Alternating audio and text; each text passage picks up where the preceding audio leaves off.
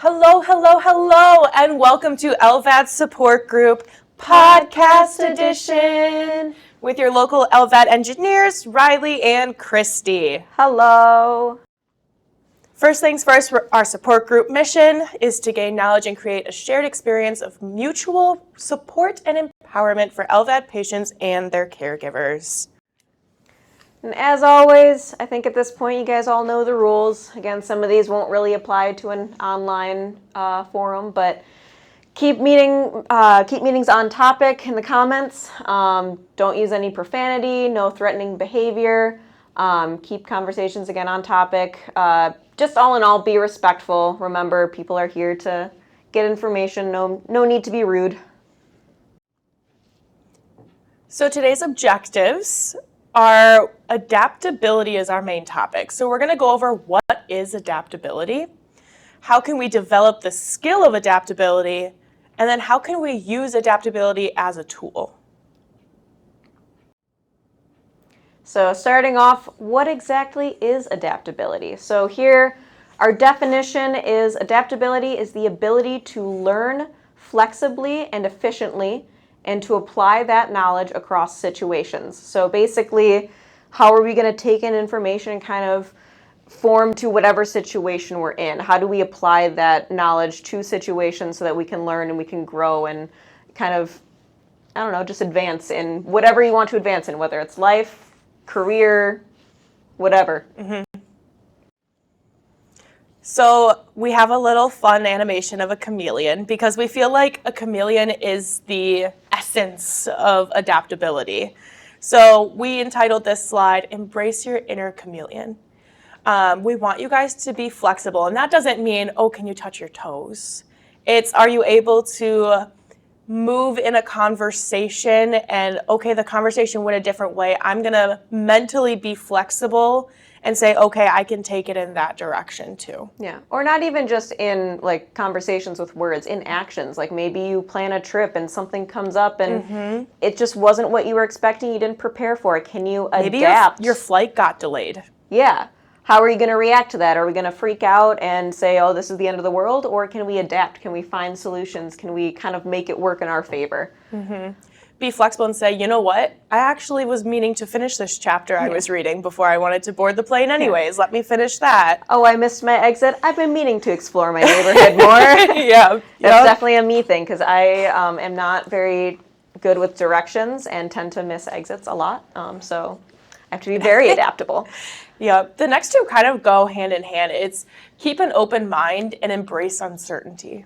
Yeah. And that it is what it says it is. It's embrace uncertainty, embrace the unknown. It's like Frozen, into the unknown.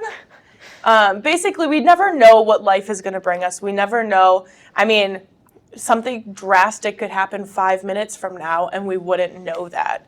So it's just kind of more or less just having that in the back of your mind and knowing, hey, I don't know what's going to happen. I don't know if my flight is going to get delayed. I don't know if I'm going to make a wrong turn.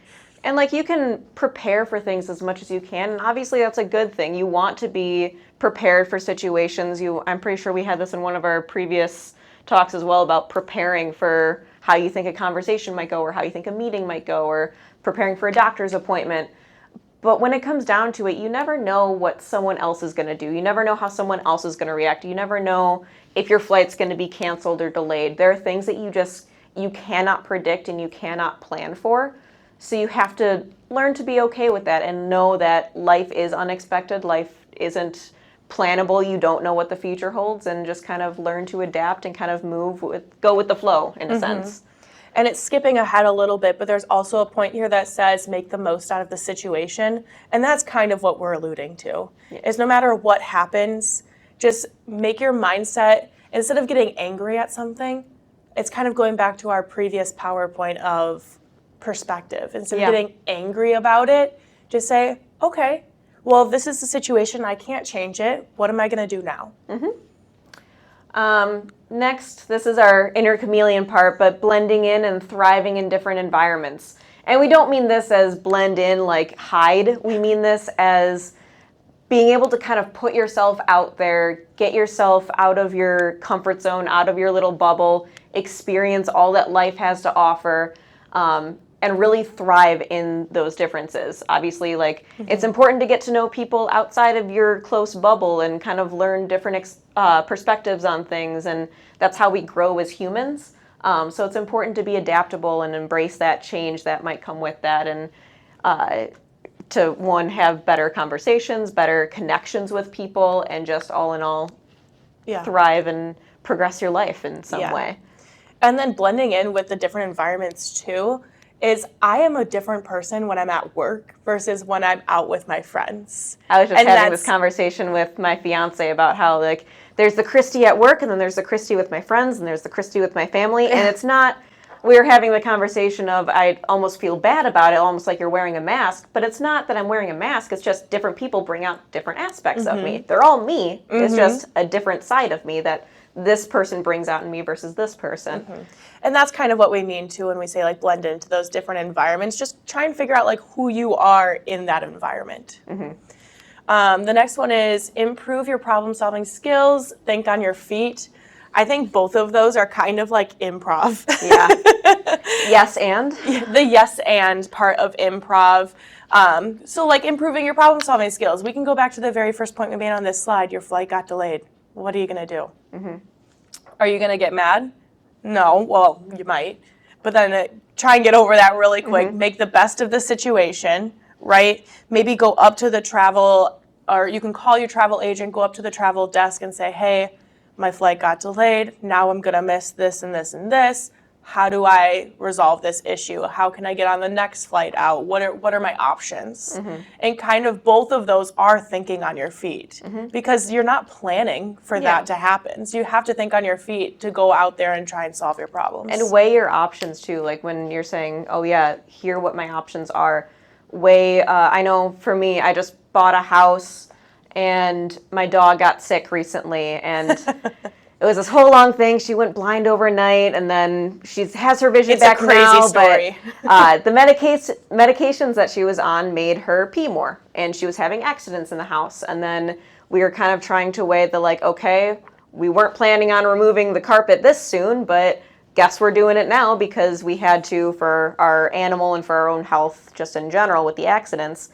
But we had to plan out like getting different people in for cost and figuring out, okay, what's our timeline? We can get it done sooner and pay more, or we can, if we're willing to kind of close off that room and wait a little bit longer but pay less, like you have to weigh those options. Like we can do both. Which one is going to be better for me and my situation? That's part of that problem solving. There's not a right way to do something. It's about weighing your options and determining what works best for you and for your situation.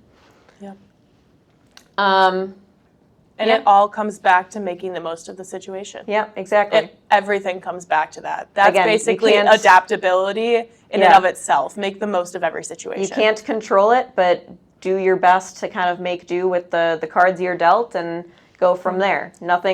You can control how you react to things. Yes, you can't control what happens, but you can control how you react. Again, bringing back that perspective conversation that we did before. So why is this important? Why is it something that we even need to do, Christy? Why should I care about it? Yeah. Things like change happens at a rapid pace. Obviously, we're all going through this crazy life, and change happens, and it's a lot of times unexpected. I was not expecting my dog to randomly get sick one night. Things happen. Again, we cannot predict it, and we need to be able to adapt to those situations and adapt to that change in order to progress. If we see that change and all of a sudden we just shut down, at that moment we stop living. We stop moving forward. We stop progressing in any way. And that's not good. No one wants that. We always, I think, as humans, want to continue making connections. We want to continue seeing our friends and moving our lives forward in some way, whatever that looks like for you. It doesn't matter what it looks like. It's just as long as it's what you want. And because of that, we need to be able to adapt to change and adapt to those random life events that come up. The next one is we live in a dynamic world. Our world is always changing. Whether it's something as first world problem of, oh, there's a new cell phone out and I'm not really sure how to work these apps, to something global like COVID. When that the pandemic. Happened. Entire world shut down. Right. So our world is always changing, even from the small things all the way up to the big things. So we need to be able to adapt to those changes. Otherwise, like Christy said, we're going to end up stop living. Yeah. If we just kind of shut down and go within ourselves, we're not really living anymore. We're not exploring. We need to be able to navigate these challenges with ease. This kind of goes along with the other two. I mean, things are going to happen, and we need to be able to manage, again, our reactions to it. The change, the dynamic world, like all of that is going to happen no matter what we do. It's on us how we respond to it, and we need to learn how to navigate that change. Like you guys with your heart failure diagnosis and getting the LVAD and all of that, you had to take that information and navigate, like, okay, what am I going to do? How am I going to respond to this? What are my options? And be able to take in that information and make decisions for yourself with what you want and what is best for your life. And that probably felt like the world was changing at an extremely rapid pace when you guys got that information where you're like, oh my goodness, what's going to happen now? So you guys all were adaptable to that situation. You all said, okay, here's my problem. How do I solve this? Where do I need to go? What do I need to do? So you guys already work on this a lot, but now it's more or less working on it on an even grander scale, on a more worldwide scale, if you will. Yeah. And then in turn, this will help us build strong relationships, and it will help us with our personal growth too. Because it's like the song, what doesn't kill you makes you stronger, right? So if something bad happens, if something doesn't go as planned, you will be growing personally by adjusting, by adapting, by problem solving, by moving forward. And that in turn will help you with your personal growth. Again, the second we stop moving, we stop growing. So, yep. So how do we develop this adaptability? So we've talked about why it's important. We talked about what it is. Now, how do we kind of perfect it, or how do we grow? How do we enhance our adaptability skills? So one is to cultivate a growth mindset. So a lot of this is a mentality type of issue. It's not necessarily that you don't have the ability to adapt. It's just adjusting your mindset with it. How can we reframe a situation to make it work for us and make it maybe not seem as daunting of a task with those changes that come at us? It's really big on perspective. Yes. And I know we keep saying that, but go back and watch our last video, because that's part of why this is coming after that perspective talk. It kind of goes hand in hand, right? A lot of adaptability, in order to adapt, you might need to be able to change your perspective and work on it that way too. So the next one is build self-awareness. Just be aware of, oh, maybe I didn't handle that situation the way I should have. Yeah, we can't adapt to things if we're not aware that we're not doing it already. Like, we have to be aware of what changes. Adaptability, I feel like, it's a conscious decision. It's not necessarily something that's just going to happen. It's not a passive thing. We have to make a choice for ourselves to make these changes and to make these decisions. So you have to be aware of what should I do in the situation. Practice flexibility. Go home and do your stretches. Yeah. No, that's not what we're saying. Those are good too, but not in this scenario. Just be able to be out with friends and maybe not have a plan. Just say, what do you want to do? Okay, let's go do that. That's a great way to practice flexibility. Just kind of go with the flow of what other people want to do too. Yeah. That can also enhance your problem-solving skills too.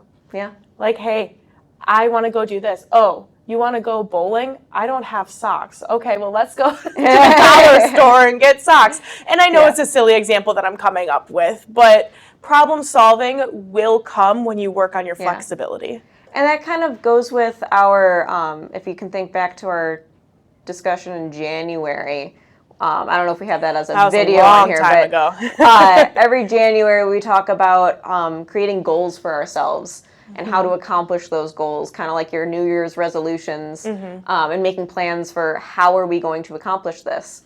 This kind of goes, enhancing problem-solving skills. Maybe you had the goal of, I don't know, I know Riley was prepping for a triathlon. Oh, yeah. And maybe something I'm going to tell you right now, I am not making my goal this year. She is trying to get our entire office to do the triathlon with her. But like maybe something comes up like, oh, she twisted her ankle and she can't work out for a while because she has to heal. Problem-solving skills are like, okay, well, what else can I do in the meantime? Like, I can't run, I can't do this, but like, maybe I can do other exercises. Maybe I can stretch. Maybe I can do other things. Can lift weights. You could swim still. Yeah, swimming is honestly good for healing in general because, I mean, not for you guys, obviously, but for Riley here, help the joints kind of get back into place and still keep up that activity without hurting herself further.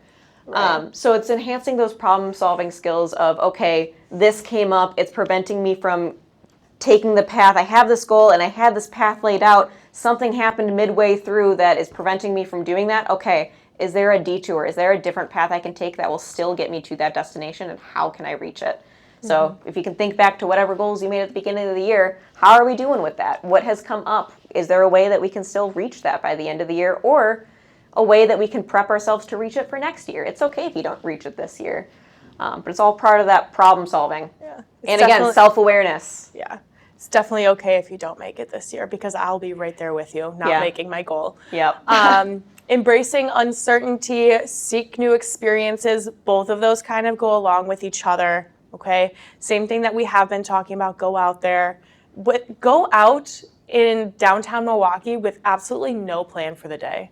Just start walking around. And that is quite literally embracing uncertainty.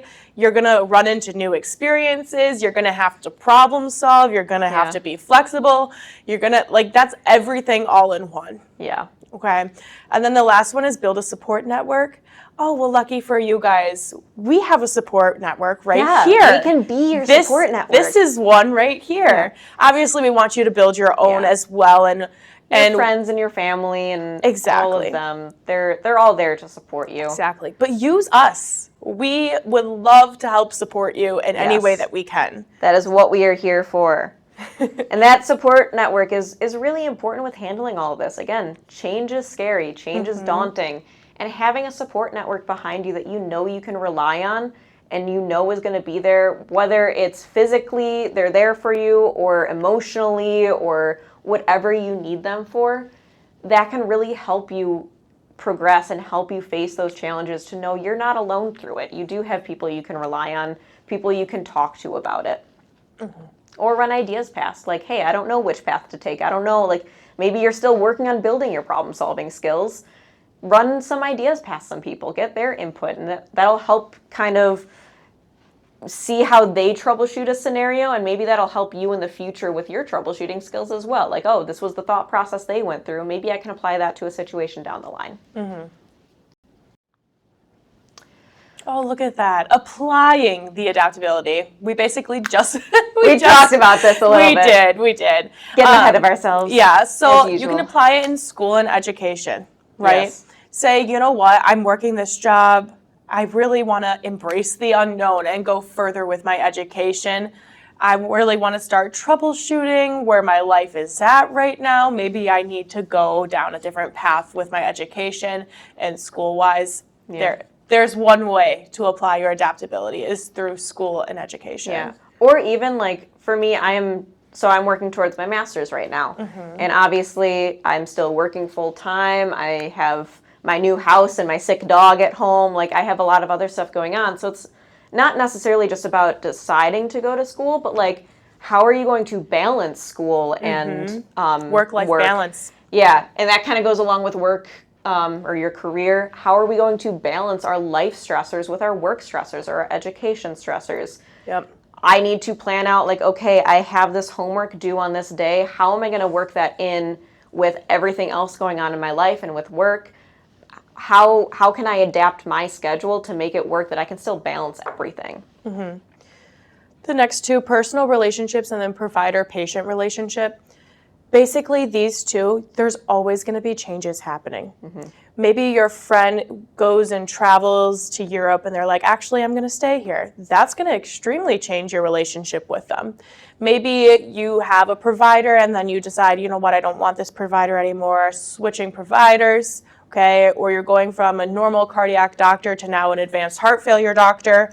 you switch things around, things move around, changes happen Yeah. within these relationships, and having the adaptability and applying that to these relationships in order to help yourself work through that is a big takeaway. Or even if you're not changing providers, but just the information you get from your provider. Maybe they gave you some news that is a little scary, or it's not what you were expecting out of your visit, or maybe a lab result came back off and they want to admit you from your clinic visit. Like, how do you adapt to all of that? How do you take in that information, and how can you frame that in a way that's like, okay, this is happening, I can't change this, how am I going to respond? And that's all part of that adaptability. How are you going to adapt to that information, that new change that's coming your way, and how are you going to move forward and progress beyond that?